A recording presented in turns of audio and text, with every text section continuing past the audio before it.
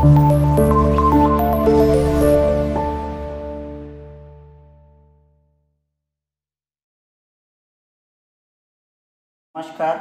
सुप्रभात, जोहार, सत श्री अकाल। आज हम ये एक चीज बोलने जा रहा है जो भारतवर्ष में कार्यरत लगभग 15 लाख से ज़्यादा employees which are governing under EPS 95, उन लोग की जो EPS की नया स्कीम आया, हायर पेंशन स्कीम, हमारा मान्यवर सुप्रीम कोर्ट 4 नवंबर 2022 को जो निर्णय दिया है हायर पेंशन ऑप्शन फंड भरने के लिए, अभी इसकी जो सिस्टम आई है ऑनलाइन भरने की, इंडिविजुअल पर्सन को, इंडिविजुअल एम्प्लॉयज को EPS 95 की ऑनलाइन आपने स्वयं भरना है। उसके लिए आवश्यकता है, भरने से पहले मैं बता देता हूं कैसे भरना है।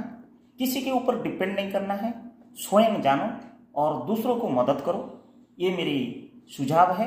पहले आप कैसे भरना है मैं उसके बारे में आप लोग को थोड़ा गाइडलाइंस दे देता हूं, थोड़ा कैसे मैं करता हूं दिखा देता हूं, ताकि कि आपको सहूलियत हो जाएगा, ताकि कि आपका परिवार में जो लोग हैं उनका भी, भाई बंधु कुटुंब का भी आप लोग करेंगे, यार दोस्त का, या फिर जो थोड़ा जानकारी नहीं है, थोड़ा कंप्यूटर नॉलेज कम है जो व्यक्ति विशेष में, उन लोग को हम मदद करेंगे। यही होता है जन भागीदारी और जन साझेदारी।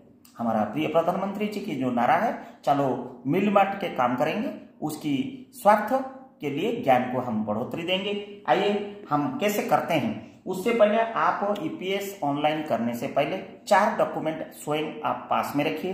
एक तो आप मोबाइल रखिए, जिस मोबाइल आपका आधार कार्ड के साथ लिंक है या आपका बैंक अकाउंट के साथ लिंक है, उसको पहले रखिए। उसके आप 2022 का जो 31 मार्च तक जो लेजर दिया गया है आपका EPF या PF स्टेटमेंट, ये लेजर बैलेंस बोलता है, इसको आप रखिए। 2 नंबर हो गया।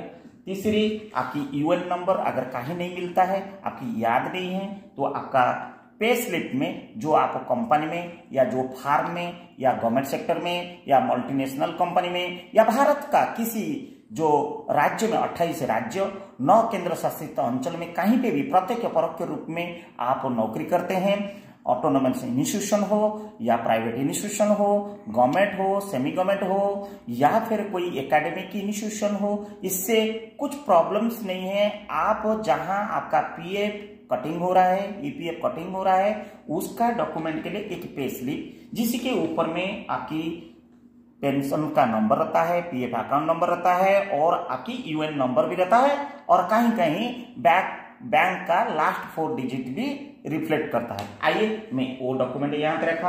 अगर कुछ जानकारी रखना है तो आपको थोड़ा सा एक TDS भी रखे रहिए, अगर जरूरत पड़ेगा तो पड़ेगा, नहीं पड़ेगा तो कोई आवश्यकता भी नहीं है। ये मेरा डॉक्यूमेंट मैं स्वयं अभी कर रहा हूँ, मैं एक इंस्टीट्यूशन में काम कर रहा हूँ, ये मुझे अभी ऑनलाइन करना है। ये मेरा डॉक्यूमेंट रेडी हो गया, फोन नंबर मैंने ऑन कर दिया क्योंकि मेरे को अभी OTP आने वाला है। मैं अभी जा रहा हूँ सिस्टम को मैं देखिए, यहाँ पे सिस्टम करने से पहले आपका इंटरनेट सुविधा पुख्ता होना चाहिए। नेट नहीं है तो कहीं ना कहीं यहाँ पे कंजक्शन हो जाएगा या फिर सिस्टम करते करते ऑनलाइन बंद हो जाएगा। इसलिए आपको इंश्योर हो जाइए कि आपकी नेटवर्किंग सिस्टम पुख्ता है। मेरा अभी देखिए लिंक क्वालिटी 83% है, मतलब मेरे को 60% अबव है, तो मेरे को नेट बहुत बढ़िया है।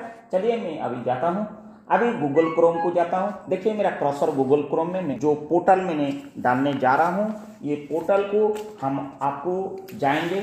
आप पहले जो पोर्टल को आप लिंक करेंगे, हम लोग इंटरनेट देख लिया चेक करके, इंटरनेट मेरा सही है ना। गूगल क्रोम को मैं जा रहा हूँ, देखिए गूगल क्रोम में मेरा क्लिक हो गया। अब जाइए आप ये गूगल में टाइप करिए www.epfindia.gov.in, ऑल आर स्मॉल। आप देख लीजिए, मैंने क्लिक एंटर मारा, दिस पेज आ गया, एम्प्लॉयर्स प्रोविडेंट फंड ऑर्गेनाइजेशन। और ये टोटल पोर्टल खोल देने के बाद आइए हम लोग को सर्विसेज पार्ट को जाएंगे। सर्विसेज में हम लोग फॉर एम्प्लॉयज को जाएंगे, उसको क्लिक करेंगे, कर्सर मेरा है, देखिए आ गया ना। कम टू द ऑनलाइन करने का सुविधा बता रहा हूं, आइए member UN online service bracket में OCS/OTP उसमें क्लिक कर दीजिए। वेरी सिंपल, आप लोग के बहुत आसान है, किसी को पूछने की नहीं है, किसी को डिपेंड करने की नहीं है। आइए नेक्स्ट हम लोग चलते हैं राइट साइड में इंपोर्टेंट लिंक्स को जाइए, जहां आपको दिखाई दे रहा है pension higher salary exercise of joint option under para 11/3 and para 11/4 of EPS 1995 on or before 3 May 2023 new, उसको क्लिक किया जाए। ये क्लिक हो जाने के बाद आपके पास यहां पे आ गया है employers provident fund organisation ministry of labour employment government of India, ये जिसको गवर्न करता है, जिसका अंडर में हम हैं, आप है, कोई भी EPS 95 सिस्टम में है। आइए हम उसको लेफ्ट साइड में जो है हमने उसको क्लिक किया। अब आ गया मेरा रजिस्ट्रेशन करने का वक्त आ गया। Registration request for exercising of a joint option under para 11/3 and 11/4 of EPS 95। आइए गेट ऑथराइजेशन पिन, आपको जैसे ये हम लोग को पिन जनरेट करेंगे हमको एक OTP आएगा। OTP के लिए हमको OTP के लिए मेरा मोबाइल नंबर ऑलरेडी ऑन है, और अभी आइए आप भरने के लिए आपको UN नंबर भरना पड़ेगा, उसके बाद नेम भरना पड़ेगा, उसके बाद डेट ऑफ बर्थ भरना पड़ेगा, उसके बाद आधार भरना पड़ेगा, उसके बाद आधार लिंक्ड मोबाइल भरना पड़ेगा, उसके बाद एक कैश आप जो है वो भरना पड़ेगा। ये जो कैप्चा दे रहा है उसको आप भरना पड़ेगा, और वहां पे आपको आई एग्रीड करके भरने से आप गेट OTP आएगा। मैं अभी एक एग्जाम्पल करके भर रहा हूं। आइए मैं नाम भर रहा हूं, वन ऑफ माई मेंबर जो मेरे कॉलीग है, जो मेरे साथ काम कर रहा है, मैं उसका भर रहा हूं। आइए मैं अभी मेरा UN नंबर भर रहा हूं 10006 एंड जो डिजिट है मेरा जो है मैं स्वयं अभी आपको ऑनलाइन करके दिखा रहा हूं, ज्यादा कुछ करने की नहीं है। मेरे UN नंबर भर दिया, मेरा नाम जो है मैं भर दे रहा हूं, आप लोग का नाम आप लोगों भरो, आपका UN नंबर आप लोग भरो, और उसी में डेट ऑफ बर्थ जो दिया है, डेट की दोनों डिजिट ओब्लिक उस कैलेंडर आ जाता है, आप सिलेक्ट कर दीजिए महीना और ईयर। अभी देखिए मेरा क्रॉसर चल रहा है, मेरा जो डेट ऑफ बर्थ है मैंने उसको सिलेक्ट किया, और मेरा यहाँ पे मैंने सिलेक्ट करके मैंने डाल दिया, बाय डिफॉल्ट आ गया। मेरे अभी आधार नंबर डाल रहा हूँ, मेरा आधार नंबर जो है ये मेरा कॉन्फिडेंशियल होता है, फिर भी मैं एक एग्जाम्पल तौर में मैं डाल रहा हूँ ताकि कि आप लोग को सहूलियत हो जाए कि दूसरा पेज को जाना है। जब तक ये पेज आप मैंडेटरी नहीं भरेंगे दूसरा पेज को आप बाय डिफॉल्ट जा नहीं सकते हैं। इसलिए हम आपके सहूलियत के लिए मैं जो आधार डाल रहा हूँ, मेरा ये आधार और ये मेरा मोबाइल में अभी OTP आने वाला है। आप देखिए मेरा जो रजिस्टर्ड मोबाइल नंबर अभी हमने दे दिया है, और अभी मैं क्राइटेरिया आप जो है capital G, capital M, capital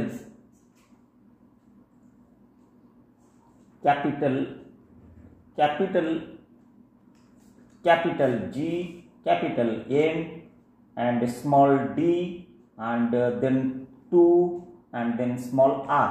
Now I am agreeing the conditions para click करना है, and then I have to get OTP। मुझे अभी OTP प्लीज वेट करके आ रहा है, और मेरा मोबाइल ऑन है, अब मुझे OTP आने वाला है। जैसे मेरे को मेरा सीक्रेट OTP किसी को शेयर करना नहीं है, याद रखिए डियर फ्रेंड्स, किसी को नहीं करना है। मेरा नाम आ गया, देखिए मेरा साउंड आ रहा है, मेरा OTP आ गया और मेरा OTP किसी को शेयर करने का नहीं है। मैं ये OTP मैं सीक्रेटली अभी भरने जा रहा हूँ। मेरे नाम आ गया, मेरा डिटेल्स आ गया और मैं OTP दिखाई नहीं देगा, ये वेरी सीक्रेट है और मैं इसको अभी भर दे रहा हूँ और मैं वैलिडेटेड कर रहा हूँ। स्टेप 2 को मैं वैलिडेटेड कर रहा हूँ। मेरा सिस्टम अभी 2 नंबर स्टेप जो है वो वैलिडेटेड हो जाएगा और वैलिडेटेड हो जाने के बाद मैं फर्दर प्रोसीडिंग हो जाऊंगा और फर्दर प्रोसीडिंग हो जाने के बाद मैं इजीली ऑनलाइन करने के लिए सक्षम हो जाएगा। गेट ऑथराइजेशन वो आपकी मैंने रजिस्ट्रेशन कर रहा था, 2 नंबर में वैलिडेटेड मैंने कर दिया और सबमिट एप्लीकेशन देखिए पूरा आ गया। Pension on higher wages application form, joint option form, जिसको हम अभी एक्सरसाइज करने जा रहा है। ये किसी से जॉइंट ऑप्शन फॉर्म भरा जाता है? From the employees who were in service prior to my dear friends, English को मैं हिंदी में अनुवाद करता हूं। 1 सितंबर 2014 से पहले जो हम लोग थे ऑन रोल में एवं जो अभी कंटिन्यू कर रहे थे ऑन और आफ्टर 1 सितंबर 2014 के बाद, बट किसी कारणवश ड्यू टू एनी रीजंस हम एक्सरसाइज नहीं कर पाए थे ऑप्शन अंडर एक्सुअल प्रोविजन टू पारा 11(3) एंड 11(4), जो हम नहीं कर पाए थे एक्सरसाइज ऑप्शन भरने के लिए। ये एक मौका दिया गया है to be exercise by eligible members EPS employees pension scheme EPS 1995 on or before 3rd May 2023 in accordance with the para 44 IV read with para 44 V of the order dated Honorable Supreme Court 4/11/2022 and court slip number 8658 है। मैं वो terms and condition को honourable court का मान्यता को मैंने agree किया, मैं एक्सेप्ट करके मैं जा रहा हूं। मैंने जो भरा था वो सब डिटेल आ गया, मैं उसको स्क्रॉल कर देता हूं क्योंकि मेरा पर्सनल चीज है। मैं आपको इसको थोड़ा हेड इन करना चाहता हूं। आप लोग का सर्विस पोर्टल जो है सर्विस डिटेल्स आ गया है। पहले अभी दिस इज कॉल्ड प्रेजेंट से लास्ट तक भरना है। जो प्रेजेंट एम्प्लॉयर है मैं उसका डाटा भरूंगा। अगर उससे ज्यादा आपका है 8 रो है देन 8 रो को आप जाएंगे। जब तक मैंने ये नहीं भरूंगा वो आप दूसरा कंपनी को जा नहीं सकते हैं। आइए मैं एक कंपनी में अभी हूं, मैं एक कंपनी में भी भरेगा, फिर जब कंप्लीट हो जाएगा मैं दूसरा कंपनी, तीसरा कंपनी, चौथा कंपनी, आप कितने भी कंपनी आप चेंज किए हैं 1995 से लेकर अभी तक वो सारी डाटा आपको भरना ही है, कोई चिंता करने की नहीं है। 8 रो 1 कंपनी 1 रो, उस रो में उसके member ID, date of joining family pension scheme DOJ FPS family pension scheme, date DOE date of exit of family pension scheme and date of joining in employees pension scheme and date of exit of employees pension scheme. आपके पास data होगा, आप स्वयं भरिए, किसी को आप ये डाटा बताने की आवश्यकता नहीं है क्योंकि that is your high secrecy matter and you have to fill up yourself only. आप अपने ही सुरक्षित रहिए। किसी भी प्रकार का डाटा, किसी भी प्रकार का आधार OTP, किसी भी प्रकार का मोबाइल नंबर किसी को आप शेयर मत करिए प्लीज, मैं रिक्वेस्ट कर रहा हूं क्योंकि ये बहुत संवेदनशील है, ये फैमिली की गुप्त तथ्य है, आप किसी को भी शेयर मत करिए। आइए नेक्स्ट को हम जाएंगे। जब ये भर देंगे जितनी भी आपका नंबर ऑफ रोज है आप ऐड कर दीजिए, फिर आप आइए हमारा डिटेल्स देने के लिए हम एंटर करेंगे ईमेल आईडी, मेरी जो वैलिड ईमेल आईडी। ऐसा ना हो कि ईमेल आईडी 2 दिन रखा और तीसरा दिन हमने भूल गया ईमेल आईडी जो आपकी UN नंबर में रजिस्टर्ड है। माय डियर फ्रेंड्स, मैं दोबारा रिपीट कर रहा हूं, जो आप यूनिकी आधार में दिए हो या जो UN नंबर आपने जो पेंशन की UN नंबर में आपने KYC करते समय, KYC करते समय जब आधार लिंक किए थे वहां पे जो ईमेल आईडी है वो email ID then bank account number आप देंगे, मेरा जैसे देने से मेरे आ जाता है। ऐसे बैंक अकाउंट नंबर बहुत गुप्त है, आपकी जो भी नेशनल बैंक है या financial institution bank account number है आप उसको दीजिए, IFSC कोड दीजिए। ये स्टार का मतलब है ये मैंडेटरी है, आप उसको स्किप नहीं कर सकते हैं। स्टार मीनिंग जहां जहां स्टार मीनिंग है it is mandatory, you have to fill but not wrong feelings.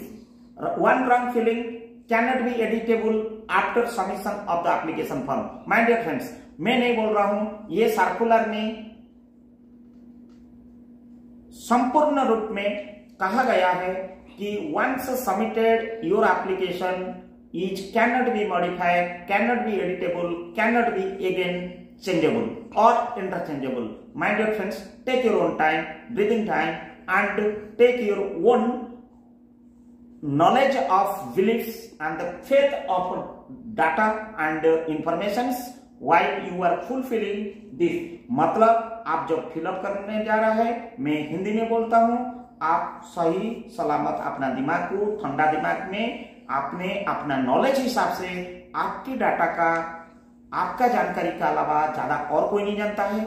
आप एक बार भरिए, क्योंकि एक बार भरने के बाद सबमिट करने से पहले 10 बार चेक कर लीजिए, क्योंकि एक बार सबमिट करने के बाद दोबारा आप चेंज नहीं कर सकते, परिवर्तन नहीं कर सकते हो, या उसको कुछ चेंजेस भी नहीं कर सकते हो। जो सबमिट करने से पहले करना है करेंगे। मैंने फिर आ रहा हूं joint option and contribution details, ये बहुत ही इंपॉर्टेंट है, ये बहुत ही इंपॉर्टेंट है।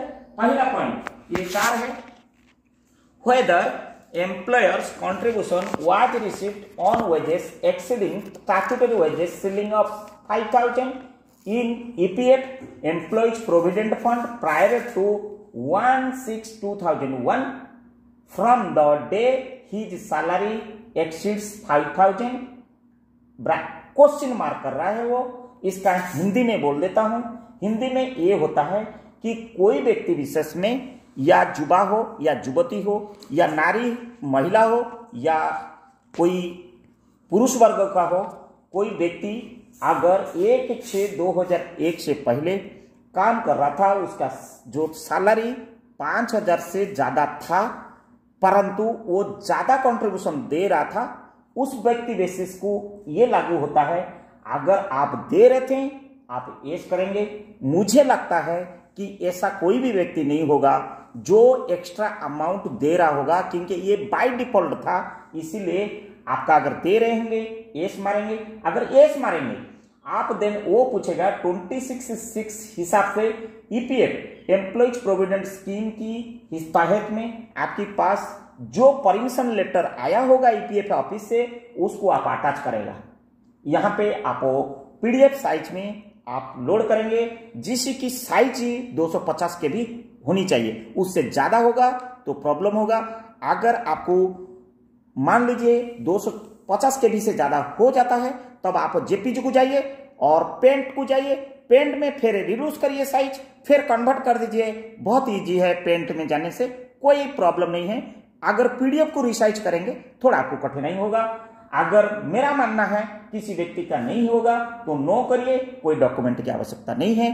देखिए पूरा पॉइंट नंबर 1 पूरा क्लियर हो गया। आइए point number 2, whether employer's contribution was received on wages exceeding statutory wages ceiling 6,500 in EPF prior to 1/9/2014 from the day his salary exceeds 6,500। आइए सिमिलर, जब हमारा सैलरी 5,000 हमको ज्यादा मिल रहा था, क्या हमने ज्यादा सैलरी दिए थे? पहला में था। ऐसे ही बोल रहा है कि 1 सितंबर 2014 पहले मेरे से जो 6,500 जो सैलरी बढ़ गया, उसी हिसाब से क्या मैं 6 में एक्स्ट्रा जो मेरा सैलरी 6,500 से था, मैं उसका हिसाब से दे रहा था। अगर एस है तो मैं एस मारा, और वो बोलेगा कि 26(6) से परमिशन लेटर ईपीएफ स्कीम के हिसाब से अगर आपके पास है, पुनः आप उसको अटैच करिए, जिसकी साइज अगेन 250 के भी होनी चाहिए। अगर नहीं है तो नो कर दीजिए, कोई डॉक्यूमेंट की लोड करने की आवश्यकता नहीं है। माय डियर फ्रेंड्स, हम तीसरे को चलते हैं, whether member wants to accumulations available in his or PF account for payment of due contributions for this option। हम जब जॉइंट ऑप्शन भर रहा है, मान लीजिए मैंने कुछ लोन ले लिया, मैंने कुछ मान लीजिए इनसफिशिएंट बैलेंस मेरे अकाउंट में है, इस पॉइंट को मद्देनजर रखते हुए इन्होंने ये लिखा है कि आपकी रियली अभी बैलेंस कितना है। मेरा लेजर बैलेंस में आप देख लीजिए, ये मेरा लेजर बैलेंस है, ये 2022 का 31 मार्च 2022 के बाद जो लेजर मेरे को दिया, अभी तो नहीं मिला होगा क्योंकि अभी बहुत सारी कंपनी में ऑडिट नहीं हुआ है। प्राइवेट इंस्टीट्यूशन में हम काम करते हैं और प्राइवेट इंस्टीट्यूशन में जो मैं काम करता हूं अभी मेरा ऑडिट नहीं हुआ है और ऑडिट होने में थोड़ा वक्त लगेगा और जब मुझे वो लगेगा तब का बाद देखा जाएगा। लेकिन मेरे पास अभी 2022 का लेजर मेरे पास है। ये लेजर ड्यूली साइन बाई मेरी प्राइवेट इंस्टीट्यूशन की अकाउंट ऑफिसर से मेरे को ये मिला है और यहाँ पे employer contribution and employees contribution ये दोनों को आप आडन कर दीजिए, वो अमाउंट को जहां बोला है वहां पे आप लिख दीजिए।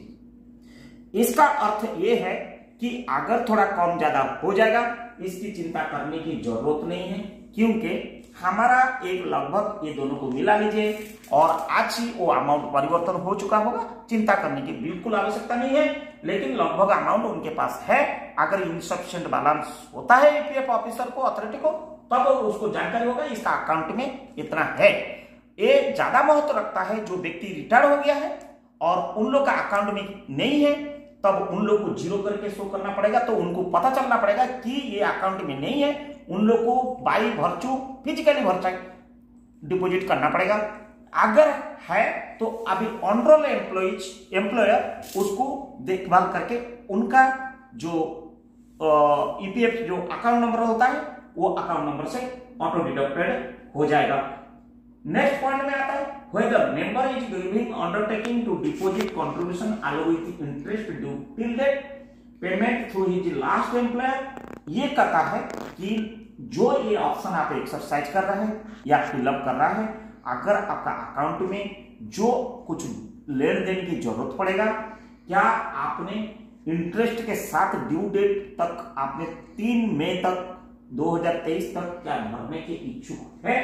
अगर है आपको ये मैंडेटरी यस मानना पड़ेगा, क्योंकि आप एक्सरसाइज कर रहा है तो आपको यस कंपल्सरी ही मानना पड़ेगा, क्योंकि नो मार देने से तो ये पूरा एक्सरसाइज आपका वाटर में गया, कोई काम नहीं रहा, क्योंकि आप यहां पे नो मार दिया और सबको फिलअप कर दिया। इसका अर्थ ये हुआ कि मैं डिपॉजिट नहीं कर पाऊंगा, मतलब डिपॉजिट नहीं कर पाएगा मींस मैं हायर ऑप्शन ऑप्ट करने का एलिजिबिलिटी खत्म कर रहा हूं। तो माय डियर फ्रेंड्स, यहां पे आपको यस मानना पड़ेगा, मतलब जो भी आएगा calculation will come from EPF office not from the employer. मैं बार बार बोल रहा हूं, जो मैं प्राइवेट कंपनी में काम कर रहा हूं या हो सकता है आप लोगों कहीं सेंट्रल गवर्नमेंट में सेंट्रल गवर्नमेंट अंडरटेकिंग में काम कर रहे होंगे या कहीं फाइनेंशियल इंस्टीट्यूशन में काम कर रहे होंगे, सेमी गवर्नमेंट में या स्टेट गवर्नमेंट में, जो व्यक्ति विशेष में ईपीएस 95 के अंतर्गत आते हैं, उन व्यक्ति विशेष के लिए ये बात महत्वपूर्ण हो जाता है। उनको यस मानना है। नो कर देने के बाद आप लोग को बहुत प्रॉब्लम होगा। पूरा एक्सरसाइज आपके लिए रिफ्लेक्ट करेगा, that means you are no more interested to pay any amount to the authority, EPF authority. आइए हम यस करेंगे। उसके लिए हमको क्या करना पड़ेगा? हमको ये लेजर को पीडीएफ में स्कैन करके 250 केबी में अपलोड कर देना पड़ेगा। यहां तक हो गया। अब मैं डिक्लेरेशन पढ़ रहा हूं। ये डिक्लेरेशन जिस जॉइंट ऑपरेशन में मैं मानने जा रहा हूं। I hereby declare that I have read, understood the judgment of Honorable Supreme Court, slip number 8658-8659 on date 2019, dated 4/11/2022, जो Honorable Supreme Court, and I am exercising this joint option in terms of the direction continued with the said judgment। मैं मानने वाला supreme court को मान्यता देके, सम्मान देके मैं स्वयं निर्णय लेके एक्सरसाइज कर रहा हूं। I understand and agree that as a member of an employees pension scheme, my rights to claim pension are limited to the scope of judgment and within the EPF and NP Act 1952 and the schemes framed thereunder। And तीसरा जो हम declaration में हम दे रहे हैं, I further understand that central government is empowered to amend the scheme as it may be deemed fit. जो भी central government निर्णय लेगा उसके लिए मैं बद्धपरिकर हूं मानने के लिए। चौथा, I do hereby agree that details contribution and interest due by the employers are essential for the computation dues payable for these applications and this is the full and final submissions। में जो भी calculation होगा either from the EPF or my employers जो भी आएगा मैं full and final submission करने के लिए विथ इंटरेस्ट बद्धपरिकर हूं। आइए पांचवा, I hereby undertake that service details in the above forms are correct and no material facts has been misrepresented and added by me। कोई भी मैंने तथ्य गुप्त नहीं रखा, जो भी लिखित में मैं लिया हूं कोई मिसरिप्रेजेंटेशन नहीं हुआ कि रॉन्ग फीलिंग मेरा नहीं हुआ जो मैं पहले बताया था। आइए छठवां, I hereby agree to pay the dues contribution in a single transit as specified by the EPFO Employees Provident Fund Officer along with the interest at rates declared under the para 60 of the EPF Employee Provident Fund Scheme 1952 or at the rate declared by the concerned trust of such establishment from time to time whichever is higher if any। Means आपका trust हो या EPF authority हो, जो competition करने से समय जो rate of interest लगा रहा है, अगर ट्रस्ट लगाता है 9%, ईपीएफ लगाता है 8.5%, देन ट्रस्ट का जो हायर इंटरेस्ट रहेगा उसको ही डिक्लेरेशन में लिया जाएगा, उसको ही कैलकुलेशन में लिया जाएगा। वाइस वर्सा, अगर आपका एम्प्लॉयर 8.5 लगाता है और ईपीएफ अथॉरिटी ने उसको 9% लगा देता है तो 9% व्हिचएवर इज हायर उसको कैलकुलेशन में लिया जाएगा। आइए the third last declaration, I hereby jointly opt along with my employer to pay full amount contribution on the salary exceeding wage ceiling under XY para 11(3) since deleted and para 11(4) of EPS 95 along with the interest up to the last date of the month in which payment is made in accordance with the judgment dated 4/11/2022 of Honorable Supreme Court through my last employer within such period as may be directed by EPFO after verification of my joint option. If the full amount payable is not deposited by my last employer within such period as may be directed by EPFO after verification of my joint option, this joint option shall be liable to be treated as null and void। My dear friends, ये बहुत महत्वपूर्ण अर्थ है। ये अर्थ ये होता है, मैं joint form में जमा करता हूं, अगर जो कैलकुलेशन करके जो समारी आएगा कंप्यूटेशन में, मान लीजिए मेरे को 2 लाख रुपया आया विथ इंटरेस्ट मुझे देना है। अगर मैं जो प्रेजेंट एम्प्लॉयर में काम कर रहा हूं, अगर मेरा एम्प्लॉयर इसको नहीं पटाता है या डिपोजिट 1 ट्रांजिट में सिंगल ट्रांजिट में विथ इंटरेस्ट 2 लाख रुपया ऑन बिहाफ ऑफ मी अगर जमा नहीं करता है, देन मैंने जो एक्सरसाइज किया ये ऑप्शन फॉर्म, ये ट्रीटेड एज ए नल, मतलब जीरो होगा या भॉइड होगा। I mean treated as a cancel, I mean the cross, और treated as a null means गोला बन जाएगा, जीरो हो जाएगा। So your employer is having important role to pay single transit whatever the computation, I mean the calculation, I mean the total directives about individual जो आएगा हमको जितनी जमा करने के लिए हमारा employer is the present employer जो भी है, क्योंकि निर्णय 4/11/2022 को ऑनरेबल सुप्रीम कोर्ट ने जो जजमेंट दिया उस डायरेक्शन हिसाब से ये पॉइंट बहुत बहुत महत्वपूर्ण। आइए second last, I undertake that all the facts are true। मैंने जो दिया हूं ये सत्य है। If the details submitted by me or my employer are found to be incorrect at any point of time, this joint option shall be treated as a null and void। मेरे द्वारा जो सत्यापन दिया गया, जो जानकारी दिया गया, जो हमने उल्लेख किया, ये अगर किसी भी समय पर अगर ये रॉन्ग पा जाता है, अमान्य पा जाता है, देन मेरी जो जॉइंट एक्सरसाइज को अमान्य ग्रहण करते हुए उसको नल किया जाए और इसको भॉइड कर दिया जाए, मींस क्रॉस किया जाए, कैंसिल कर दिया सकता है। उसके लिए मैं अपना ओपिनियन सत्यापन देता हूं। And last, I am hour of that in case of false declaration and willful misrepresentations, appropriate penal action may be taken by EPFA against me. जो भी मेरे साथ अज्ञान में या जानकारी में मैं अगर कुछ किया हूं, अगर गलती रिप्रेजेंट करता हूं या इंफॉर्मेशन देता हूं, जो भी सजा ईपीएफओ देगा मैं उसके लिए पालन करने के लिए बद्धपरिकर हूं। उसके बाद आपकी प्लेस, मेरा प्लेस अभी जो भी है मैंने लिख रहा हूं, मेरा प्लेस XYZ जो भी है मैं लिखूंगा और मैंने एग्री करूंगा और उसके बाद ये कैप्चरिया अप्रोच आएगा, कैप्चा आएगा, मैंने भरूंगा।